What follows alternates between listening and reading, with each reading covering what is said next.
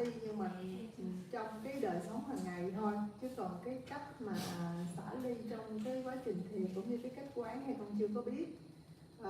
Con lúc trước học thì có học bên thiền quán thọ, thì đầu tiên là định trước rồi mới tới quán thọ, nhưng mà con đang bị mắc kẹt ở cái chỗ là con thiền khoảng tầm 15 đến 20 phút là con sẽ bị phóng tâm và hôn trầm.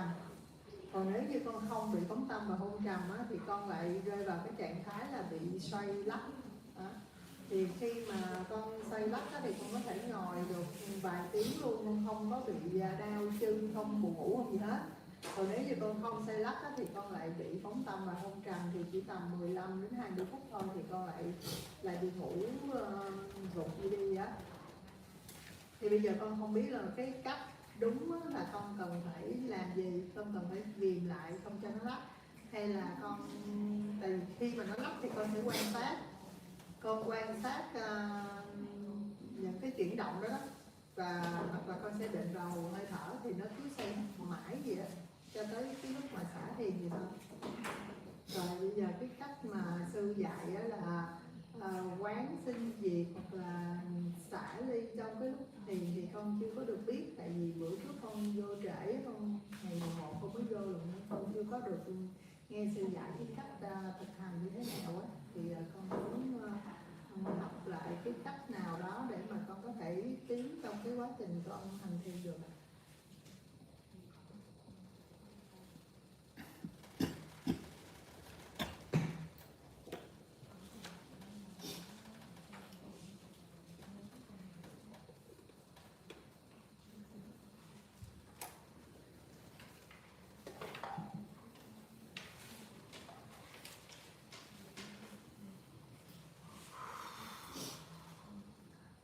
She would like to ask you about the way to meditate.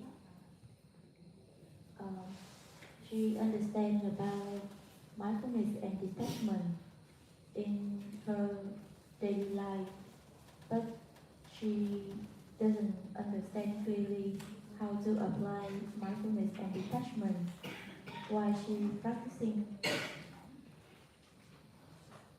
When she study about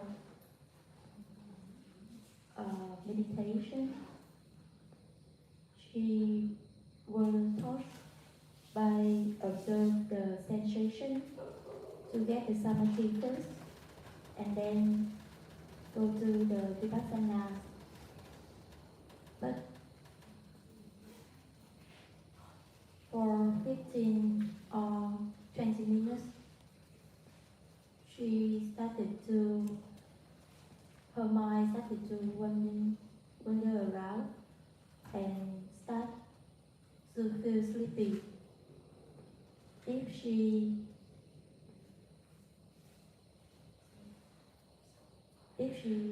shake her body, she will not feel sleepy. So now she would like to ask you that whether she should keep to shake her body so that she not feel sleepy while she meditates. Because while she shaking her body, she still can observe her body moving and observe her breath. And she would like to ask about the observation of rising and disappear while she practiced meditation, because she joined the meditation retreat quite late. So now she would like to listen from your guide again.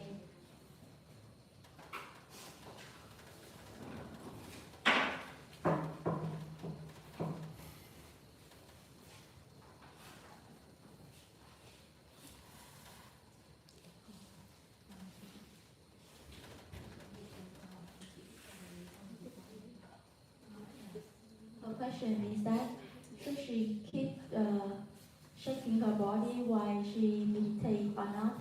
because while she meditates, for the first 15 minutes or 20 minutes, she will feel sleepy and her mind will wander around. But if her body shakes, she do not feel sleepy. So should she keep let her body shake while meditate? And because her body shakes just naturally, and she also can observe the moving of her body. So her question is that should she keep shaking like that while meditate or not?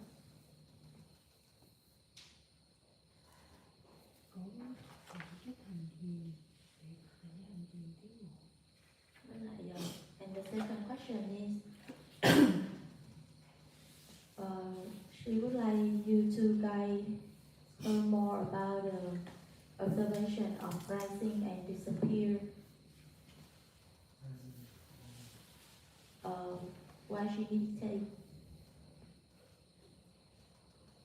The rising and disappear of the object while meditating.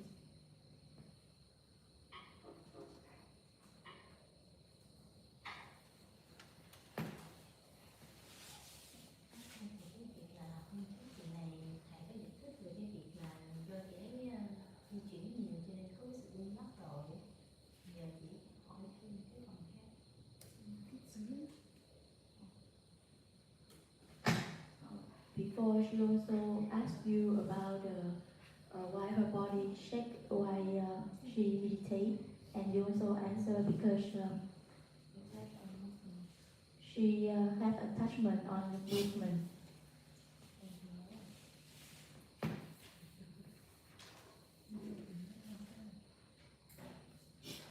Lúc trước con có học một cái sư á, thì sư đó nói là khi mà cái ý thức nó lắng xuống thì vô thức nó sẽ trồi lên và nó sẽ điều chỉnh những cái gì mà nó đang gọi là nổi trội. Thì con bị đau cổ vai gáy và đau lưng, cho nên là cái vô thức nó sẽ điều khiển cơ thể của con để mà lắng chỉnh lại cái xương cột sống của con đó, rồi giãn cơ rồi đó. Thì đó là cái cách giải thích của cái người thầy trước đã dạy con. Thì cái lúc mà con rung lắc á, thì con cảm thấy là nó cũng điều chỉnh được cái bệnh của con là đau cổ vai gáy và đau lưng, nó giãn cơ.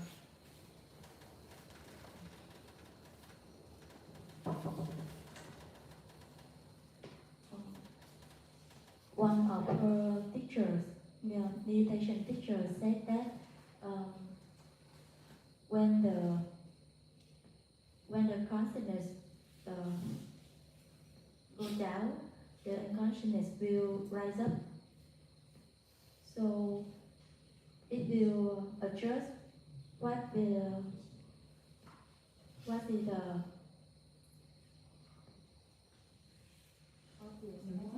most obvious things at that moment. So because she had the hurt on her shoulder,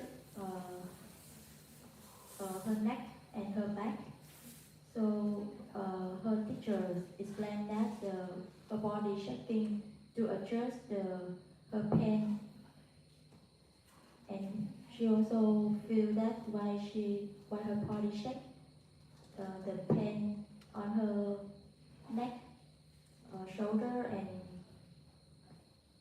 back, the pain is also decreased.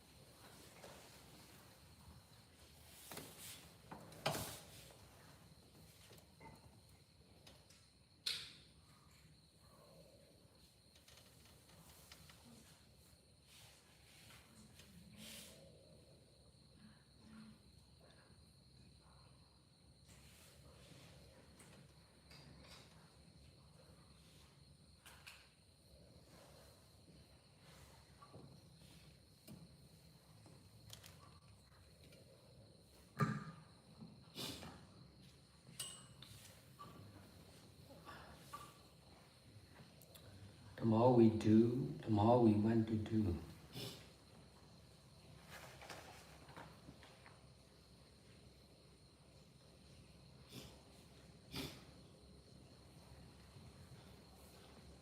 The less we do, the less we want to do. If we are not doing, we don't need to do. This is concerned with our action.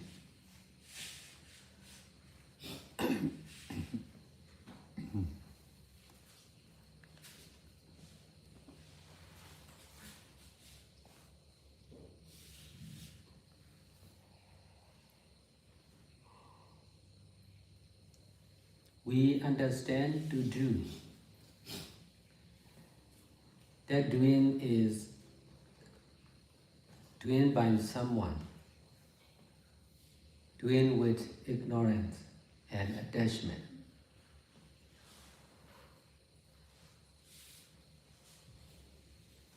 When we practice meditation, we should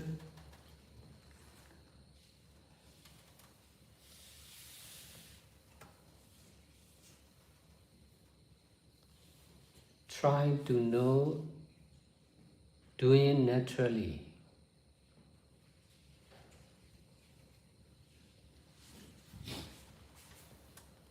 In order to know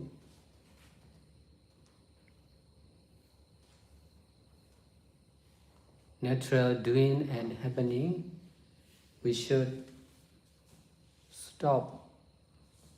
We should understand to stop whatever we used to do.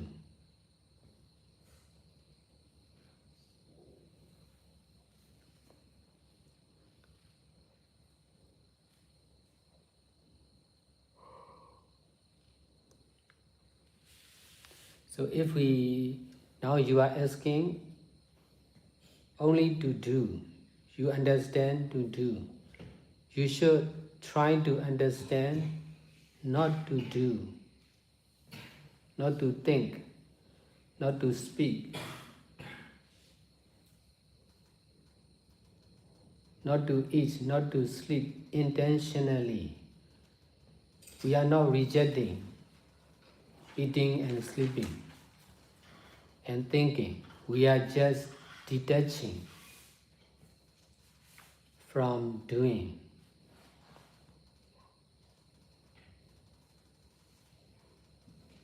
Doing with attachment is endless.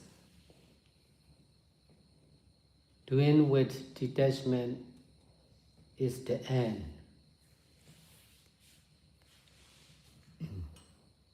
All the intentional or created doing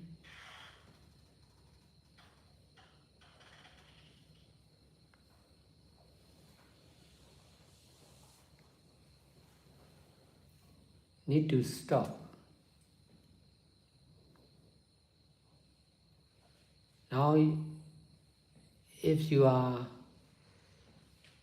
mind is wandering or sleepiness,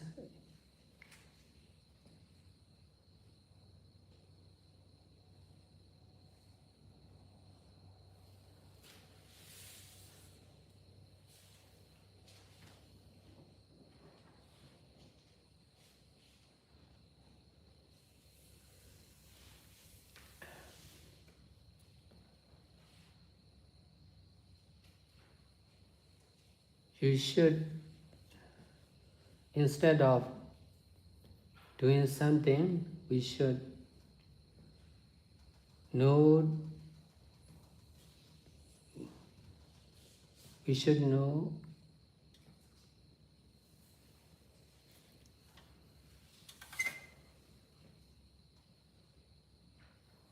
ever-changing, selfless, impermanent nature of sleepy mind or wandering mind.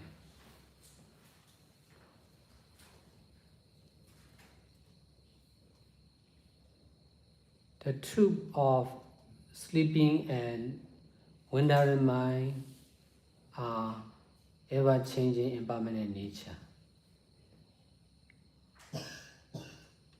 We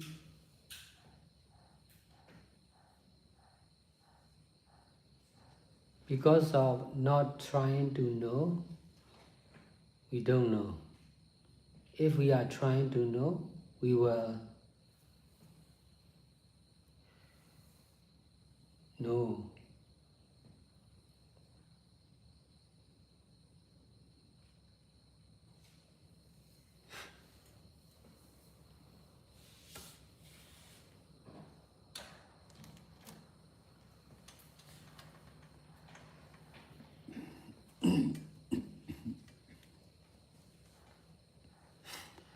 Những việc chúng ta càng làm thì chúng ta sẽ càng muốn làm.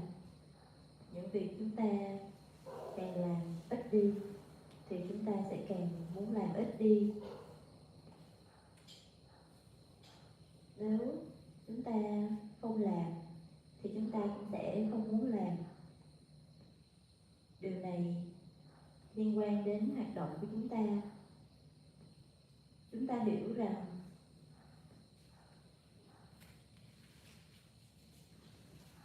việc hành động hay là việc làm là đang làm bởi một ai đó, làm với sự dính mắc và vô minh. Khi chúng ta thực hành thiền thì chúng ta nên cố gắng hiểu về hoạt động làm một cách tự nhiên để có thể hiểu về hoạt động làm một cách tự nhiên và những gì đang diễn ra một cách tự nhiên. Chúng ta nên dừng lại, nên hiểu để dừng lại bất cứ việc gì mà chúng ta đã quen hành động, đã quen làm. Giờ đây bạn đang hỏi chỉ về việc làm mà thôi. Bạn chỉ đang hiểu về hành động làm. Bạn nên cố gắng hiểu thêm về việc không làm, không nghĩ, không ngủ, không ăn một cách có chủ đích. Chúng ta chỉ cần xả ly khỏi việc làm với dính mắc thì sẽ kéo dài vô tận. Làm với xả ly thì đó sẽ dẫn đến chấm dứt. Tất cả những hành động có chủ đích hay hành động tạo tác đều cần phải được dừng lại.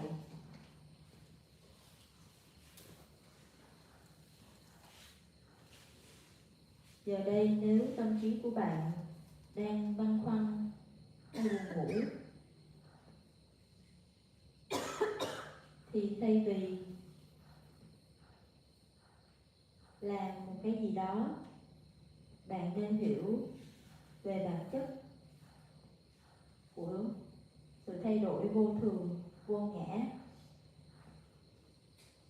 hay bản chất của cái tâm đang buồn ngủ, cái tâm đang lang thang.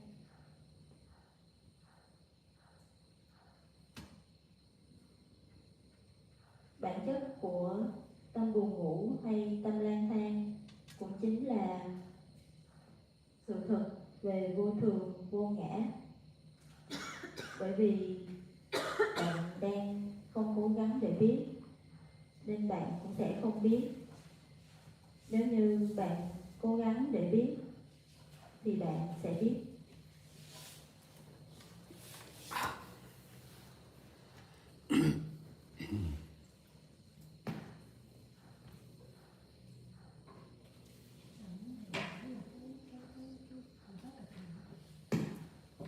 Ở đây muốn hỏi cái đó thực hành là khi mình đang buồn ngủ hay là như vậy thì mình làm cái gì, mình nói cái gì, như thế nào á? Tại vì cái bữa đầu tiên mà sư dạy chị mới vô.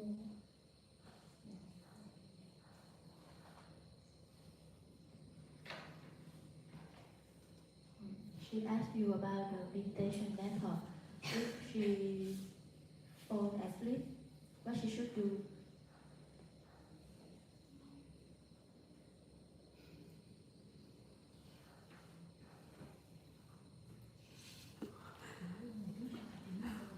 Because she joined the meditation retreat on the third day, not from the beginning of the meditation retreat. So she's scared that she lost the information of the young mentor.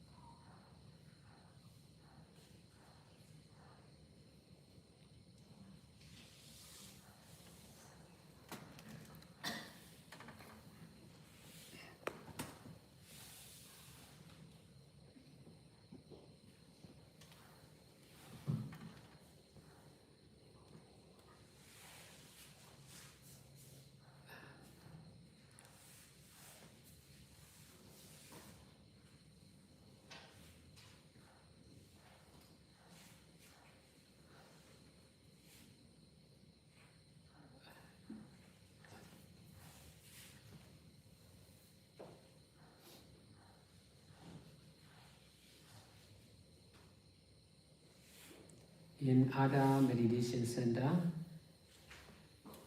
in most of the meditation center, the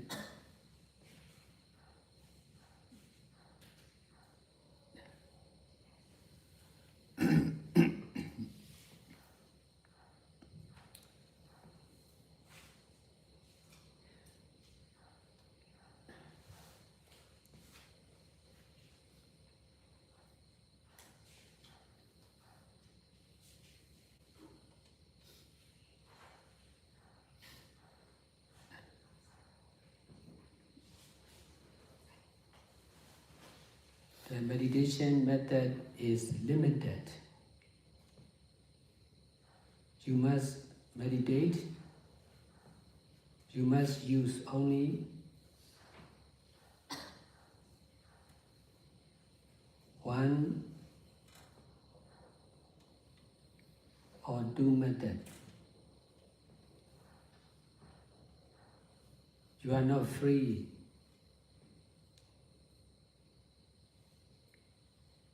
to practice meditation. The side effect of using one method is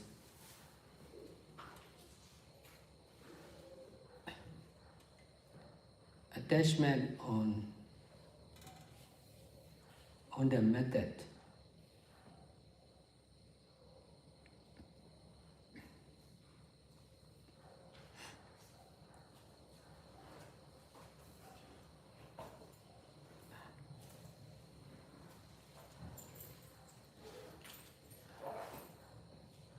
In my teaching,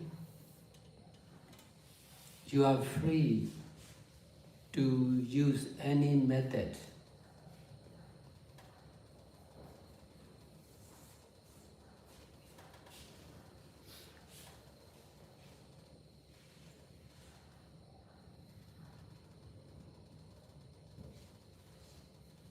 But I emphasize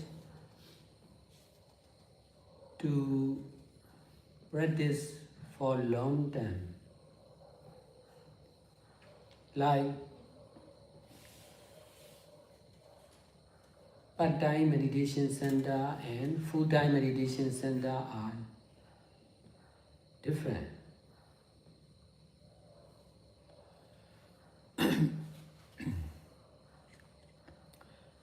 This is full-time meditation center.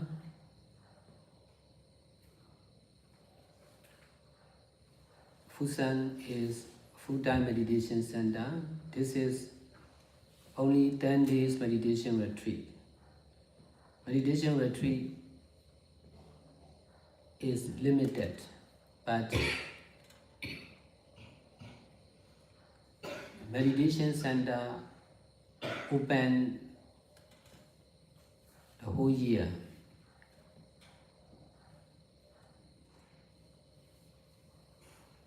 In the meditation retreat like this, most of the retreat has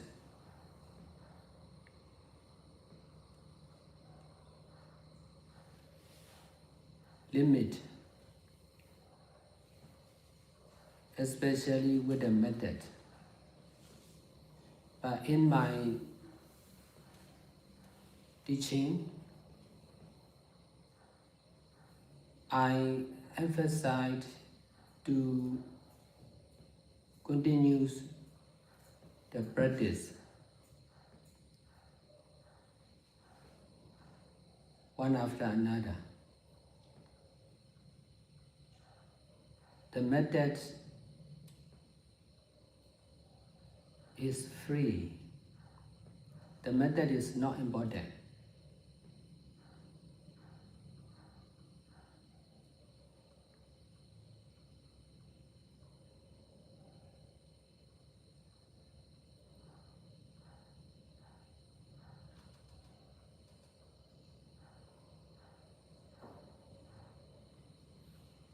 Practicing meditation or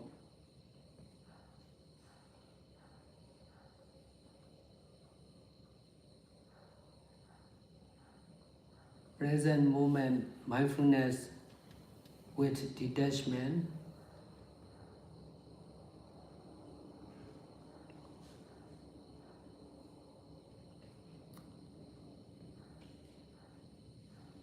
is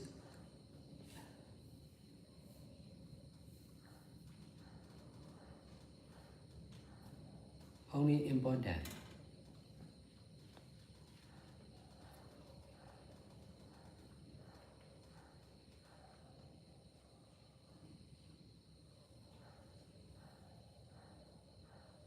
You should be mindful on your present action of mindfulness.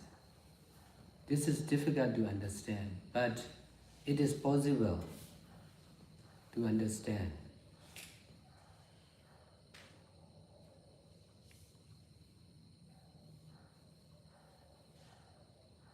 This method is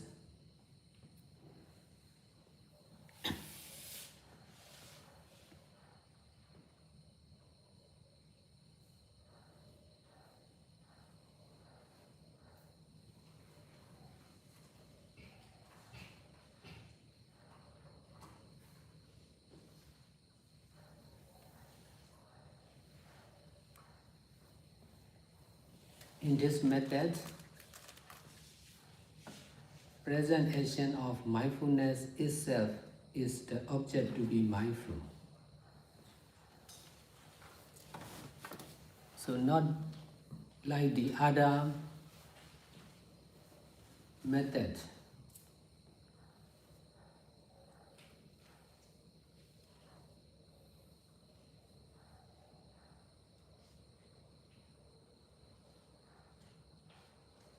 This method is helpful to detach from the method, to detach from the traditional method,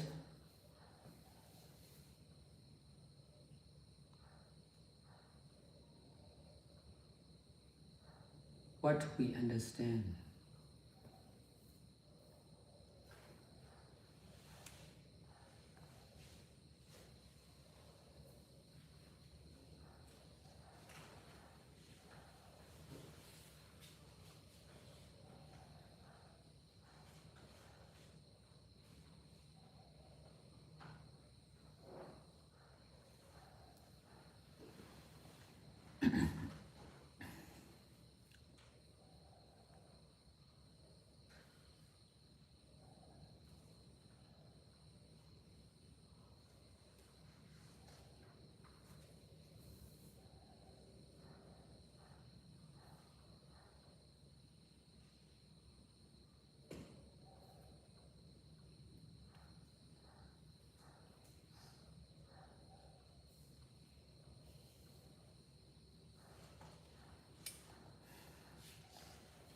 meditation is mental action.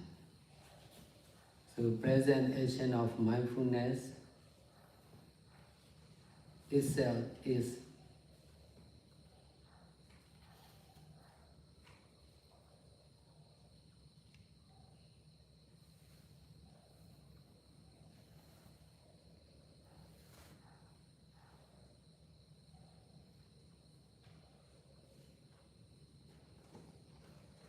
present action of mindfulness itself is the object to be mindful.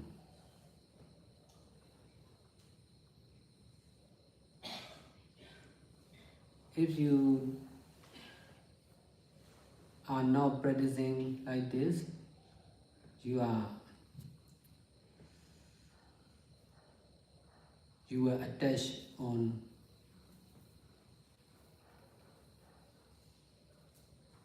what you understand. This is detachment from normal understanding.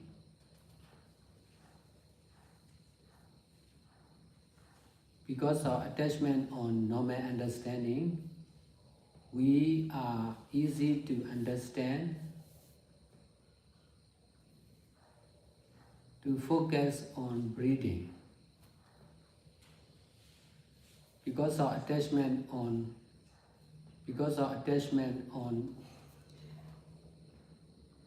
breathing or something,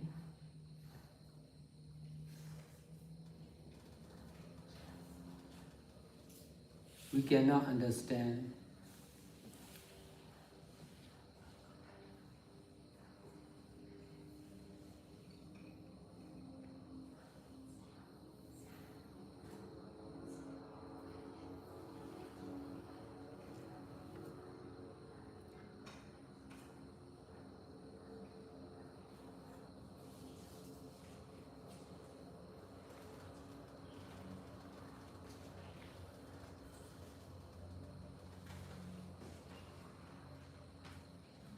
because of attachment on something, we are difficult to understand, doing only, practicing only.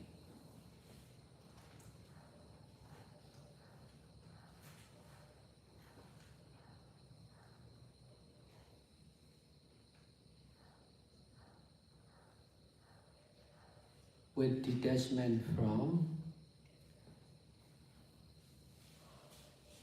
what we understand.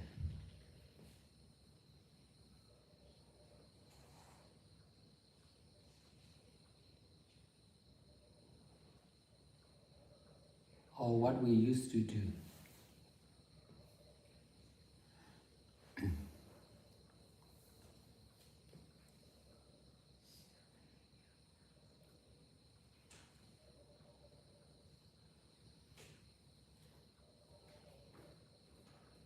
So you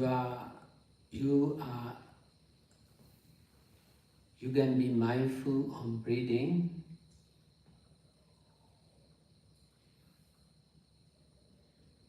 but you must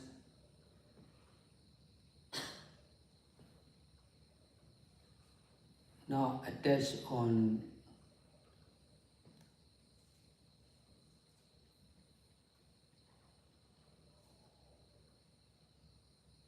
being able to be mindful on breathing or not. You should be mindful freely. You will be able to be mindful on breathing or not.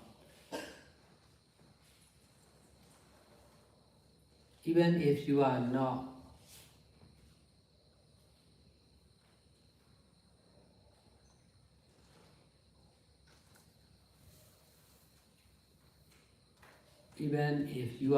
able to be mindful on breathing, you need to continue to be mindful. You should detach from grasping habit of the mind. Now I am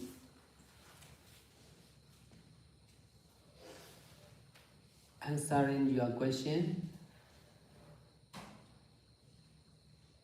although you don't understand, I'm not grasping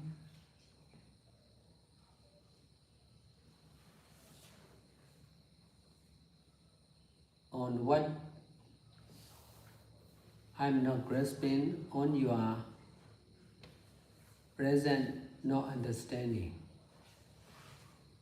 I'm just teaching only with detachment from not understanding.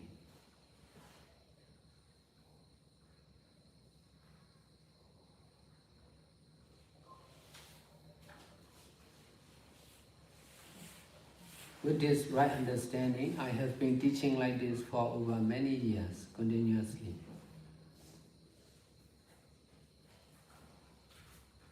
The weakness of this method is most of the people don't understand. But I continue to teach like this. But in the long term, more and more people are going to understand. You will understand only when the time is right. This is not the right time, that's why you don't understand. But continues the practice. So this method is difficult to understand and practice, but this is right to do.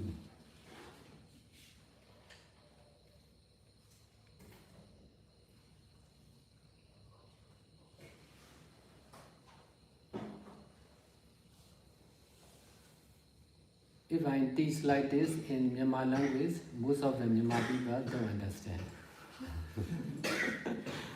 That's why most of the teacher will not teach like this. Because if they don't understand, because if we are teaching what people don't understand, there will be less and less people will listen.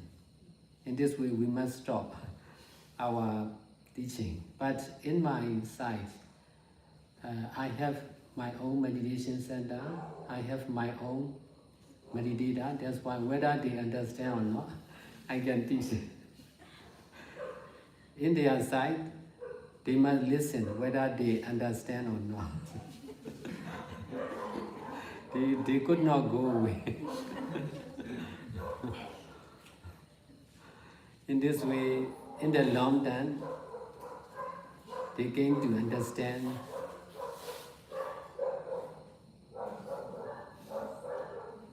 that's why some of the meditators, some of the residents of the Wawa Center, they don't listen my teaching because they don't understand. They listen what they understand. But some people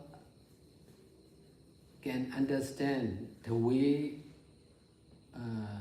my way of teaching. That's why they will understand, although they don't understand.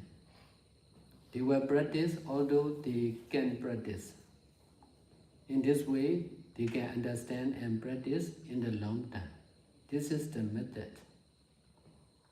That's why in the past,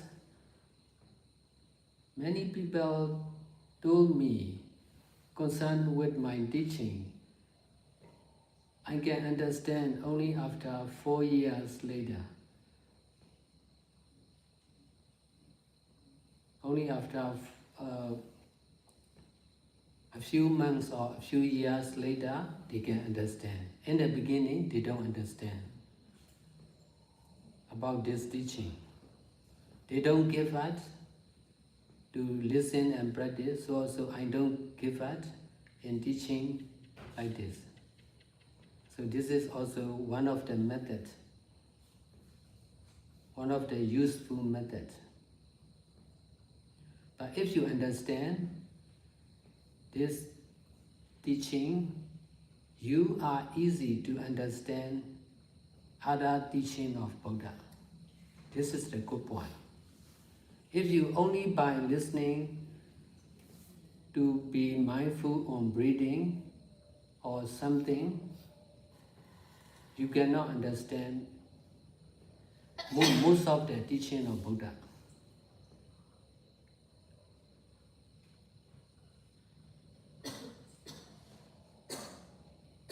This method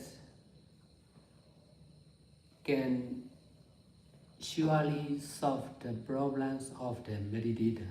That's why it is difficult. Difficult to practice and teach.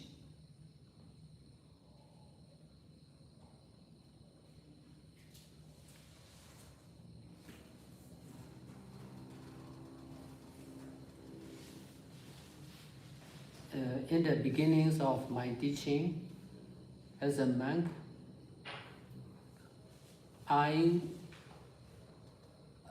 there are many questions about how to practice.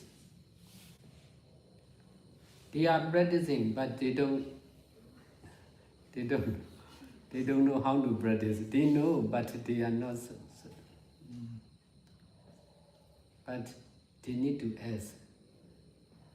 Because although they practice what they understand, they cannot understand very well. The question still remains. A man, the senior meditators, some of the meditators will not ask the question. They will continue the same method with attachment. Because although they asked the question like this, they could not get it. They could not get the answer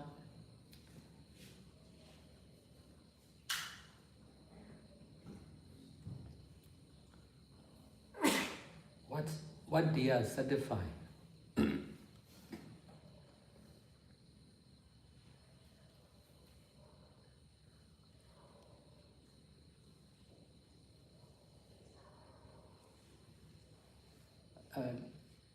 Teaching like this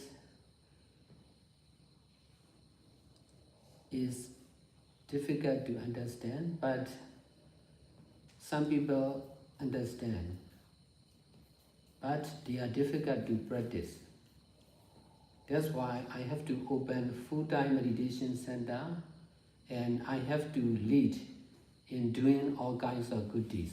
Only by doing all kinds of good deeds beyond limit, they can get success to practice like this.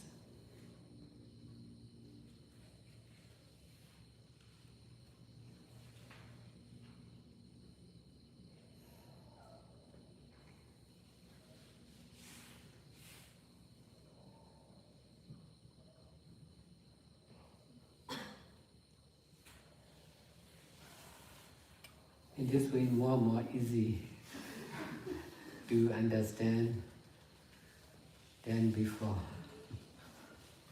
Sharon, can I share with her some of my experience? Yes, yes. Em rất là hiểu cái cảm giác của chị này, vì là ngày xưa thì lần đầu tiên em gặp thầy, em cũng đâu đó có những câu hỏi của chị. Thì em cũng đến khóa thiền, nhưng không phải là bắt đầu từ ngày đầu tiên mà sau đó cũng tầm khoảng 2-3 ngày ạ. Thì hôm đó em đến thì em cũng không biết thầy là ai cả, thậm chí là thầy đi chung với một đoàn sư Ấn Độ ấy. Nên là em còn nghĩ là chắc thầy người Ấn Độ. Sau đó là em ngồi em nghe, thì trong khoảng 2 ngày đầu tiên thì em cũng bị chướng duyên. Nhưng chướng duyên của em không phải là rung lắc như chị, mà em ngủ suốt ạ. Em cứ ngủ 5 phút là em lờ em ngủ rồi. Trong cái thời gian 2-3 ngày đó thì em đã quyết tâm là em phải tắm đến 5-6 lần một ngày. Lần nào tắm nước lạnh thì chỉ giữ cho mình tỉnh táo. Đấy, và em cũng đi hỏi vòng tất cả mọi người là không biết là ở đây dạy cái gì, hay là mình đến muộn 2-3 ngày nên là không biết là mình đã bỏ qua cái phần được hướng dẫn chi tiết về gọi là ngồi thiền như thế nào, các thứ là làm sao. Vì trước đó em cũng đã từng thực hành thiền rồi, nhưng mà em thực hành theo những cái phương pháp mà để người ta chỉ dạy rất là rõ ràng. Ví dụ như ngồi khoanh chân như thế nào, lưng thẳng ra làm sao, quán tưởng ánh sáng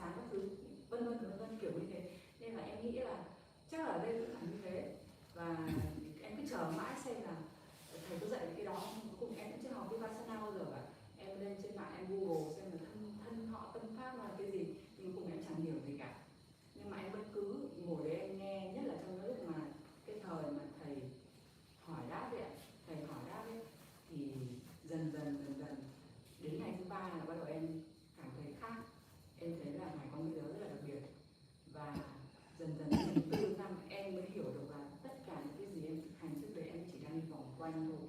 Vì em đang thực hành với cái tâm rất là dính mắc. Và cái phương pháp của Ngài nó vượt lên tất cả cái sự tướng như thế. Thầy, cái phương pháp của Ngài là chánh niệm và xả ly. Nếu như Ngài giải thích rõ cho chị rằng là cái technique này nó là cái gì, ngồi ra làm sao, và từ khi mà bây giờ buồn ngủ thì phải giải quyết một cái cách cụ thể nào đấy, thì chị sẽ bị bám dính và chị sẽ bị dính mắc luôn vào cái phương pháp đó. Và như thế thì nó không đúng với cái mà thầy đang cố truyền đạt với mọi người, chánh niệm và xả ly. Khi mà mình thực hành nhiều lên, bắt đầu mình hiểu cái cách của thầy rồi ấy, mình sẽ thấy được rằng là mình không cần bất kỳ một cái gì đó xảy ra trong cuộc đời của mình, dù nó là cơn buồn ngủ hay là chị quay về cái đời sống, chị gặp những cái điều khó khăn, đấy là điều bất như ý hay là đấy là cái điều tốt, thì nó cũng chỉ là một đối tượng để mà mình quán chiếu mà thôi. Bất kể cái điều gì xảy ra, nó không cứ là điều tốt, không cứ điều xấu, nhất là thường là mình đang đến cái tâm thế này, mọi người đến đây cũng đều xuất phát từ một vấn đề nào đó, thì cái đó nó chỉ là một cái để mình quan sát là nó sẽ không có bản chất là cái điều này xảy ra không phải do cái người kia hoàn cảnh kia đâu, mà là cái tâm của mình phản ứng với cái đó. Mình sẽ quán chiếu lại để mình xem là cái thân tâm của mình trong lúc đó là gì, đấy mới là điều quan trọng nhất. Và chị tránh nghiệm trên chính cái cảm giác thân tâm của chị ở cái giây phút đó, thì nó sẽ giúp cho mình tách ra khỏi cái vấn đề và độc lập được với cái nhân của vấn đề đó. Thực ra là em có thể là cái trải nghiệm của em nó là như thế, nhưng mà ví dụ như với một cái cơn buồn ngủ của mình cũng như vậy thôi, mình cũng sẽ quán cái tâm của mình trong lúc mình buồn ngủ nó như thế nào, hoặc là mình rung rắc lắc ra làm sao, rồi mình tránh niệm cho nó dần dần ấy, nó giống như kiểu bình thường ra là mình không có cái, mình đang là người đang đi trên đường ấy, mất phanh, chẳng có cái phanh gì cả, dần bằng cái sự mình tránh niệm như thế, mình có cái phanh dần, mình bóp dần là bắt đầu mình quay trở lại để mình thay đổi được cái cưỡng lại được những cái thói quen cũ của mình trong thân và tâm của mình. Và em nghĩ là với cách của thầy ấy, thầy nói rất nhiều về chánh niệm và xả ly, nhưng thầy cũng không giải thích rõ cho mọi người chánh niệm cụ thể ở đây là gì, xả ly là gì, mà thông qua những cách thầy đưa ví dụ tất cả mọi thứ để cho mình cũng không dính luôn vào cái khái niệm đó nữa. Đấy, thì đấy là cái hiểu của em, là cái kinh nghiệm của em là thôi mình cứ thực hành đi, chưa biết mình cũng thực hành, sai mình cũng thực hành, đúng mình cứ thực hành, rồi dần mình sẽ biết được thực hành. Và chị cứ nghe khác ngoài nhiều vào, đấy là kinh nghiệm của em, cứ nghe nhiều vào và em cảm thấy lực của ngài rất là lớn. Em là một người mà chưa bao giờ có khái niệm là xuất gia đa duyên, mà vì sau cái khóa gặp ngài bên Pháp Vân hàng tháng đấy, vì em rất là tò mò về cái cách thực hành của thầy, em đã phải đuổi theo thầy sang tận Malaysia và cùng xuất gia đa duyên với thầy trong đó, và em thực hành đến bây giờ, và em thấy là nó giúp rất là nhiều cho em trong việc giải quyết vấn đề.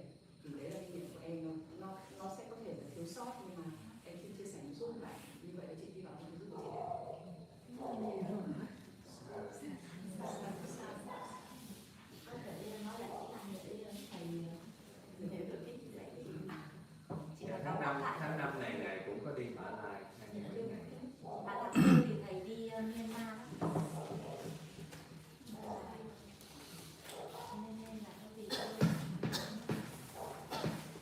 Dear Shada, I have just shared with her my experience when practicing your methods. When I first met you in the meditation retreat, I had the same, some kind of same experience like her, because I was not at the retreat in the very beginning. I came after maybe 3 days like her also, and when I started in that retreat, I was very sleepy, and I went around and asked other people, did I miss something? Because I came late, and I was wondering that you already teach other people some techniques that I missed. So I go around and ask other people, but they didn't say to me anything. And in the first 2 days, I was only sleepy, and I take bath like 5 to 6 times a day just not to get to sleep. And then when I listened to your guided meditation, I felt very, very sleepy, and I didn't understand anything. And I even thought that I didn't know if at the end of the retreat I get any result or I get any benefit, but I keep listening to your Dharma talk and keep listening to your question and answers. After like 3 days, I think I started to somehow get a little bit by your explanation, and I just said to her that just keep on listening to the Dharma, practicing, even if it's you do it right or not. And somehow I started to understand that your methods is not based on any certain techniques or methods. So if you try to explain to her like what kinds of techniques should she do or this, that will makes her to attach to that method. So you explain in the I mean the not to attach to the kinds of topics. And she said that she's sleepy or sinking or something, and I said that just be mindful even on the mind when you see, observe your mind when you're sleepy, and just keep on doing no matter what. And I said to her also that by listening to your message, I feel that you are very powerful. Somehow, after the retreat, I follow you to Malaysia, and someone like me never thought of being ordained, but then asked you to be a temporary nun in the Malaysian retreat, and that helps me a lot through the trip, and until now I still applying your methods to practice, even if it's good or bad or anything, it's just a topics to be observed, and it's not about the circumstance, not about the people, but only everything that's happening in the mind, the body, to be mindful, and that helps me somehow, and that's my experience to share with her. That's what I practice as true or not. Yes. Okay. Thank you.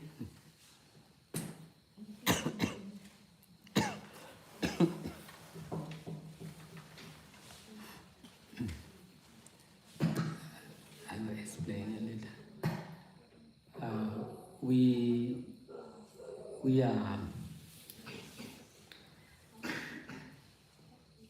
We are familiar with going to school. So in the school, not much practical, just theory. So we attach on theory. We want to know, before we do something, we want to know what to do, how to do, where to do. This is attachment. Because of that attachment, most of the students are not skillful in practice. They can learn, and they may be able to teach the theory. They are not skillful in doing something, doing business or doing management. Because of attachment on theory, they are not real practitioner.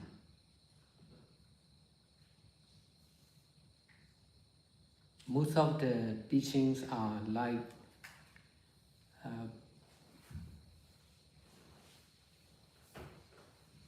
more on theory, not much practical.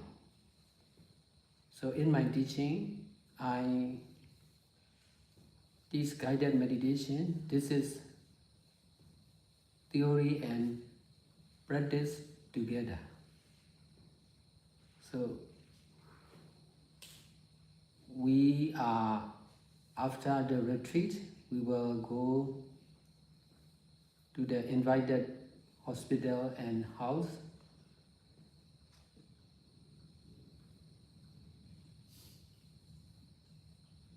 But because of more invitation, we are difficult to make plan. We can make plan, but it may change.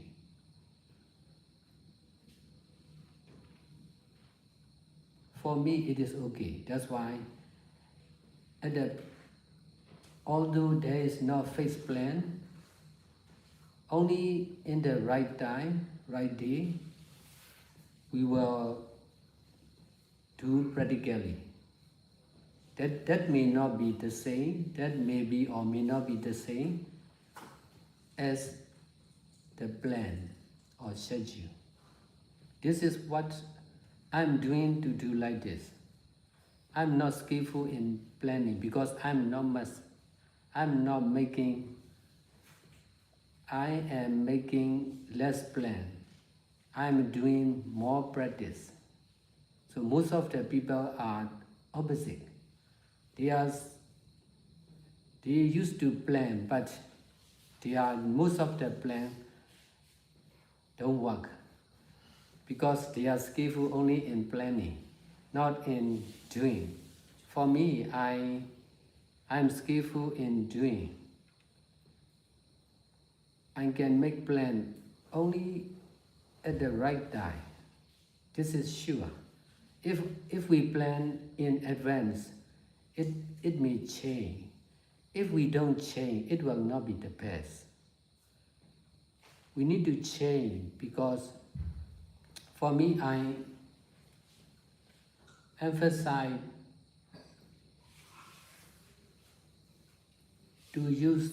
mainly to use the present moment, not the future moment.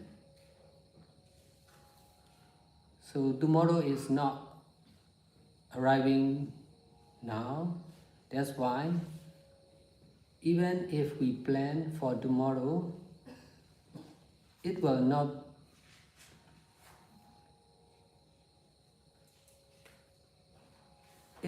be the best. Planning only on tomorrow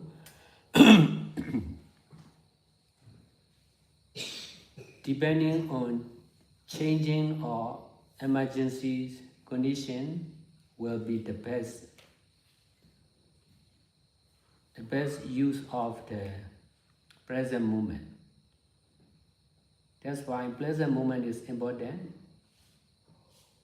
I try to use every present moment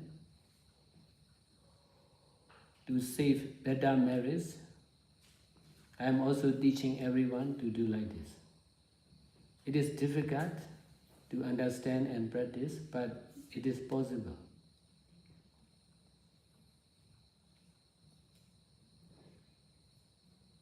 So this is detachment from theory. You do, you will understand. If you don't practice, you don't understand.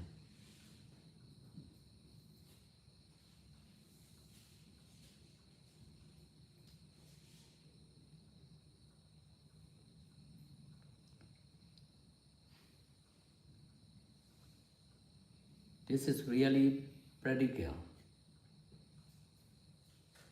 So if we attach on theory, we need to detach. If you can detach, you cannot practice like this. You cannot do good deeds like this.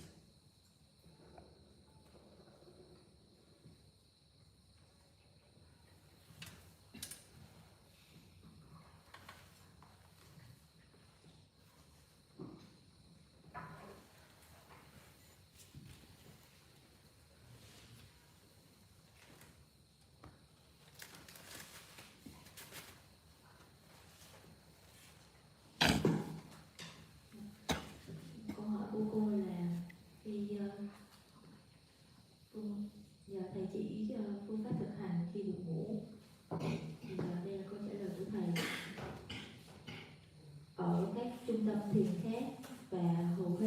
tâm thiền khác thì phương pháp hành thiền có giới hạn. Bạn chỉ được thực hành thiền bằng cách sử dụng một hoặc là chỉ hai phương pháp mà thôi. Bạn không được tự do để thực hành. Đây cũng chính là điểm yếu khi mà chỉ sử dụng một phương pháp. Và việc sử dụng một phương pháp chính là dính mắc vào phương pháp giảng dạy của tôi, thì bạn được tự do để sử dụng bất kỳ phương pháp nào. Và tôi chú trọng vào việc thực hành trong thời gian dài. Cũng giống như một trung tâm thiền toàn thời gian hay chỉ bán thời gian thì cũng sẽ khác nhau. Nơi đây là trung tâm thiền toàn thời gian, Phước Sơn là trung tâm thiền toàn thời gian. Mặc dù khóa thiền này chỉ kéo dài 10 ngày, 10 ngày là thời gian giới hạn, nhưng mà trung tâm thì mở cả năm. Trong những khóa thiền thế này thì nó cũng có giới hạn của nó, đặc biệt là với các phương pháp. Nhưng với phương pháp giảng dạy của tôi thì tôi chú trọng vào việc luôn tiếp tục thực hành từ ngày này qua ngày khác. Phương pháp thì tự do, và thực ra phương pháp thì cũng không quan trọng lắm. Thực hành thiền hay chánh niệm trong từng giây phút hiện tại với tâm xả ly mới là thứ quan trọng. Bạn nên giữ chánh niệm trong từng hoạt động trong giây phút hiện tại. Điều này thì khó để có thể hiểu được, nhưng mà nó vẫn khả thi để có thể hiểu ra. Với phương pháp này thì hành động chánh niệm trong giây phút hiện tại bản thân nó cũng là đối tượng để chánh niệm. Phương pháp này thì không giống như các phương pháp khác, nhưng phương pháp này thì nó hữu dụng để có thể xả ly khỏi bất kỳ phương pháp nào, xả ly khỏi các phương pháp truyền thống, xả ly khỏi những gì mà chúng ta đã từng biết. Việc hành thiền chính là hành động trong giây phút hiện tại. Hành động chánh niệm trong giây phút hiện tại bản thân nó chính là đối tượng của chánh niệm để chánh niệm. Nếu như mà bạn không thực hành như thế này thì bạn vẫn sẽ dính mắc vào những gì mà bạn đã từng biết. Đây chính là xả ly khỏi những hiểu biết bình thường. Bởi vì dính mắc vào những hiểu biết bình thường mà chúng ta sẽ dễ để chỉ hiểu thông qua việc tập trung vào việc đọc. Bởi vì việc dính mắc vào việc đọc hoặc là dính mắc vào cái gì đó mà chúng ta sẽ không thể hiểu được.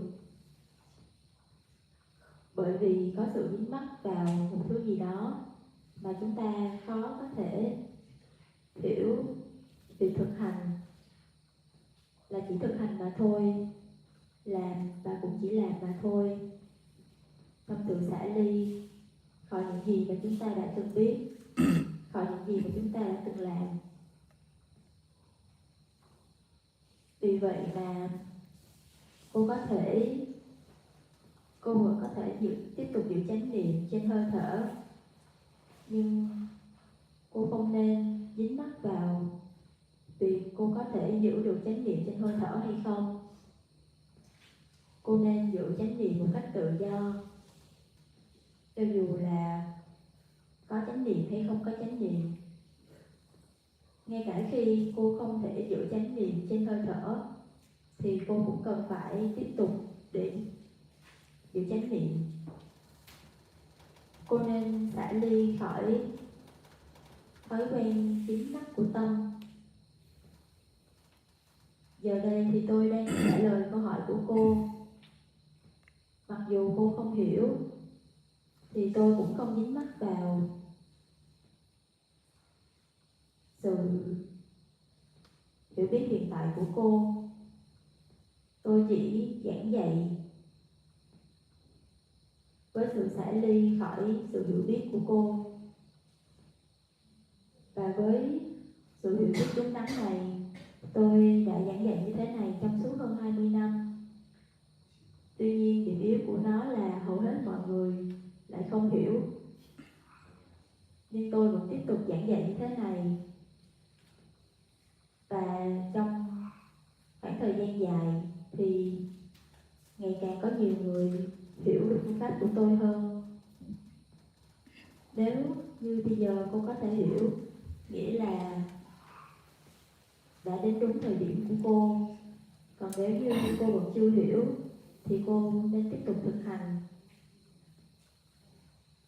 Đây là điều đúng đắn để làm.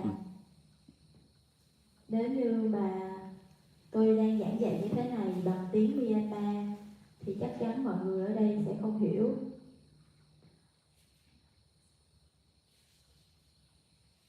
Đó là lý do mà hầu hết các thiền sư cũng không có giảng dạy giống như tôi.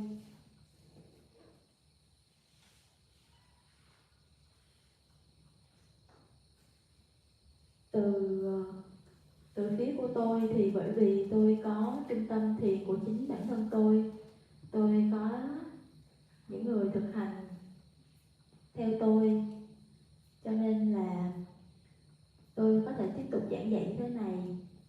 Họ thì phải lắng nghe những gì mà tôi giảng dạy cho dù là họ có hiểu hay không.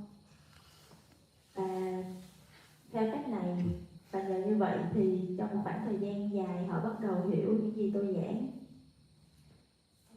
Ở trung tâm của tôi thì hầu hết mọi người họ không nghe những gì tôi dạy bởi vì họ không hiểu. Họ chỉ muốn hiểu những gì họ hiểu.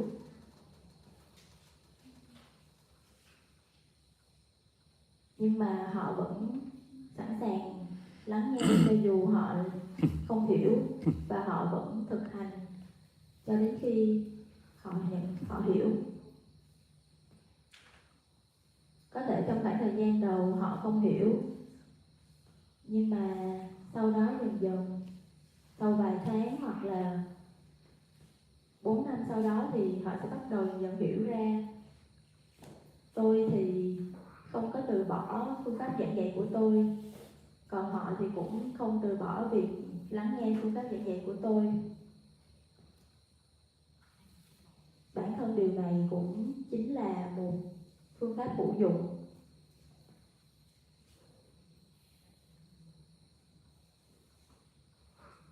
Nếu như mà cô có thể hiểu thì những gì mà tôi đang nói thì cô cũng sẽ hiểu những gì mà Đức Phật đã giảng dạy một cách dễ dàng. Nếu như mà cô chỉ có đọc và nghe pháp thì cô sẽ không hiểu được những lời dạy của Đức Phật. Phương pháp giảng dạy này chắc chắn sẽ giải quyết được vấn đề của các thiền sinh, những người thực hành thiền. Đó là lý do vì sao mà nó cũng khó để có thể thực hành và giảng dạy. Ở khoảng thời gian đầu trong phương pháp giảng dạy của tôi, với cương vị là một vị sư, thì có rất nhiều câu hỏi làm sao để thực hành và làm sao để giảng dạy như thế này.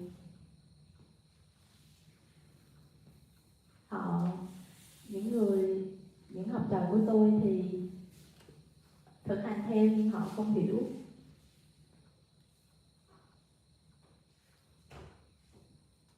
Các câu hỏi thì vẫn luôn ở đó, và nếu như họ không tiếp tục thực hành, không hiểu. Con xin lỗi. Các câu hỏi thì vẫn luôn ở đó.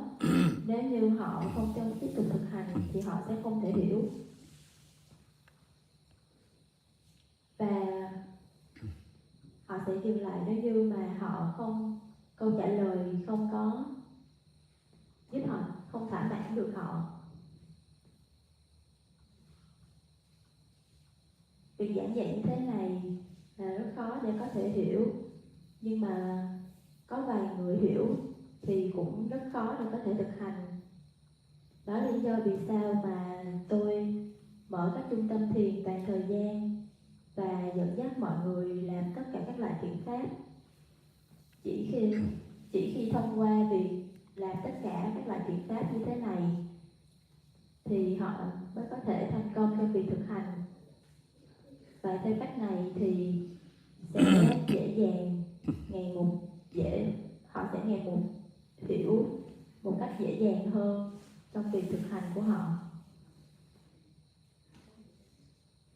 Và sau khi nghe chị chia sẻ thì thầy có nói là chúng ta thì hầu hết quen với cái việc đi đến trường học, nhưng mà việc học trong trường thì không có thực tế, bởi vì nó chỉ có dạy lý thuyết. Nó tạo nên một cái thói quen là trước khi chúng ta biết gì đó thì chúng ta cần phải biết là bằng cách nào, hoặc là bằng cách nào để làm, hoặc là phải làm cái gì. Đây chính là một sự dính mắc, và nó làm cho các học sinh không thể nào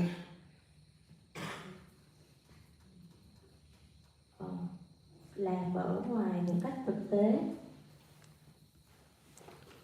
bởi vì các học trò đã không quen, không thuần thục trong việc làm, và dẫn đến việc họ cũng không thuần thục trong việc kinh doanh hay quản lý, bởi vì sự dính mắc vào lý thuyết.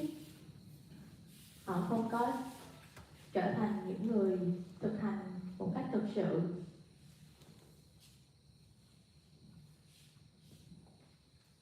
Hầu hết các lời dạy trong trường thì nghiêng về lý thuyết hơn là về những thứ thực tiễn. Còn về những lời dạy của tôi, khi mà tôi hướng dẫn thiền thì nó là sự kết hợp của cả lý thuyết lẫn thực hành. Sau khóa thiền này thì có những lời mời đến bệnh viện và các nhà riêng. Nhóm chúng tôi thì có thể lên kế hoạch, nhưng mà kế hoạch thì cũng có thể thay đổi.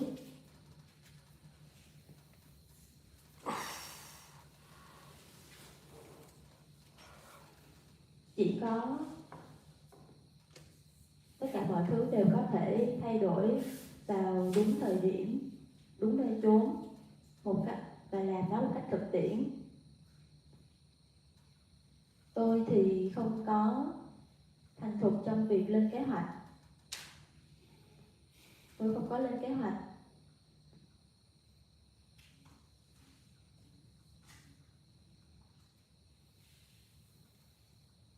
Và hầu hết mọi người thì quen với việc lên kế hoạch để có thể làm cái gì đó.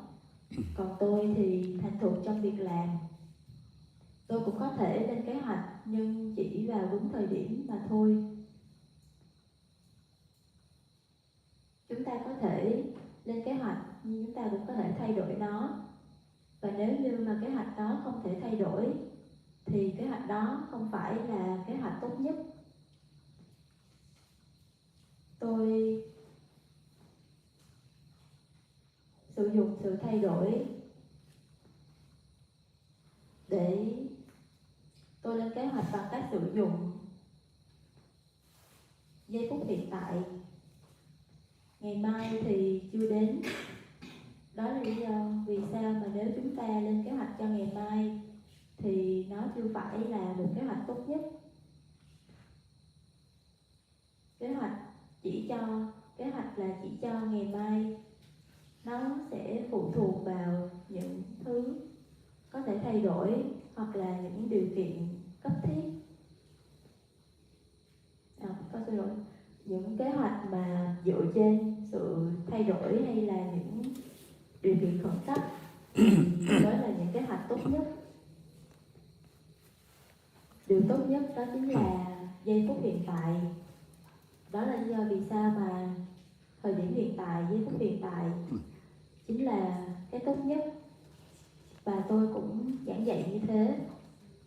Điều này rất khó để có thể hiểu, nhưng nó vẫn khả thi để có thể hiểu được.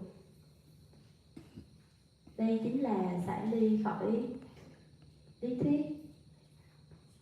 Chỉ khi nào bạn làm thì bạn mới có thể hiểu. Nếu như bạn không thực hành thì bạn sẽ không hiểu được. Đây chính là một điều rất là thực tiễn. Nếu như mà chúng ta bị dính mắc vào lý thuyết thì chúng ta nên xả ly khỏi nó. Nếu như mà nhóm chúng tôi không thể xả ly thì chúng tôi cũng sẽ không thể làm được nhiều loại biện pháp như thế này.